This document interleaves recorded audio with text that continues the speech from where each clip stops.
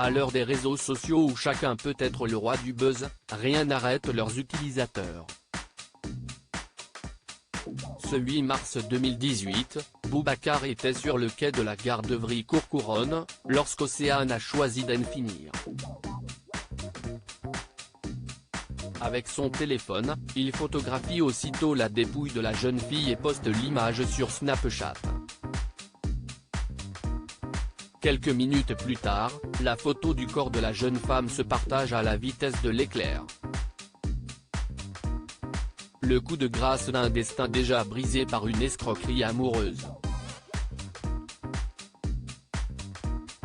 Tout débute en novembre 2017 lorsqu'Océane rencontre Ryan K. 20 ans, lors d'une fête d'anniversaire. Celui qui se présente comme un conducteur VTC, voiture de transport avec chauffeur, a du bagou, mais pas assez pour séduire la jeune femme. Concentrée sur ses études, elle a d'autres projets pour l'avenir. Elle était excellente élève et travaillait beaucoup pour réussir, explique Laurence, sa sœur aînée. Elle aimait la mode et souhaitait s'orienter dans le commerce international. Ma sœur était une jeune fille discrète, gentille et très joyeuse. Elle commençait à devenir une femme, son avenir était prometteur. Une fleur prête à éclore. Pour sa sœur, Laurence, cette situation allait entraîner des problèmes financiers pour sa famille et c'était inenvisageable au fil des mois. Ryan, qui a vu en la jeune femme inexpérimentée et candide une proie facile, continue à la charmer. Il lui offre même une bague et lui présente sa mère. Il l'a mise en confiance, puis il a refermé son piège sur elle, déplore Laurence. 4 mois après leur rencontre, Océane cède à ses charmes et le jeune homme met en action son plan.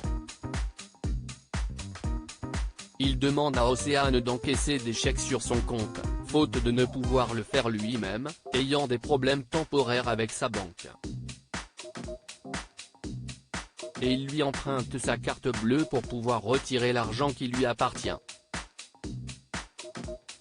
Un mois plus tard, Océane découvre que son compte présente un découvert de plus de 6 000 €.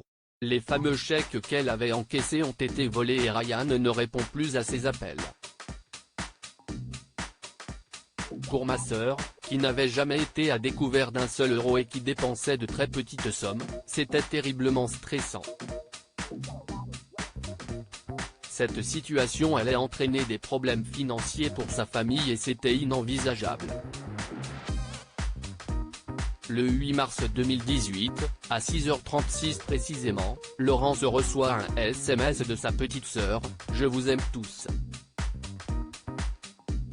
Une lettre est dans le tiroir de mon bureau. » Sa chambre était parfaitement rangée. Son courrier débutait par cette phrase, « Si vous lisez cette lettre, c'est que je suis déjà parti. » Océane avait laissé une lettre à sa famille, « J'ai gardé mes problèmes pour moi, pour vous protéger à cet instant. » Océane est allongée sur les rails en gare RER d'Evry dans l'attente d'un train. Son choix a été très violent pour nous. Elle avait un tel appétit de vivre. La veille, elle n'a rien laissé paraître. Dans sa lettre, elle explique les raisons de son geste, « J'ai gardé mes problèmes pour moi, pour vous protéger. Je ne peux pas rester sous votre toit, au sein de la famille, avec tous les problèmes que je vous emmène. » En soi, ce n'est pas ma faute, mais j'en assume les conséquences. Après le choc et la sidération, vient le temps des questions. Et elles sont nombreuses. Pourquoi la banque n'a-t-elle pas alerté la famille d'une jeune mineure et comment son petit copain a-t-il pu retirer autant d'argent sans que le compte d'Océane ne soit bloqué? s'interroge Laurence. Elle obtiendra peu de réponses.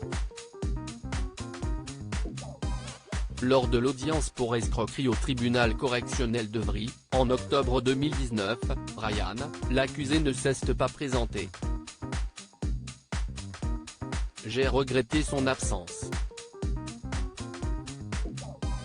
J'aurais aimé qu'il voie les conséquences de son acte, le mal qu'il nous a tous infligé.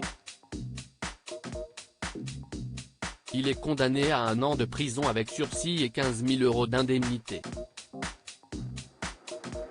Après avoir photographié le corps, l'homme a pris le temps de retravailler le photo pour obtenir un maximum de vues peu épargnées. La famille a eu à nouveau rendez-vous avec la justice le 21 septembre dernier.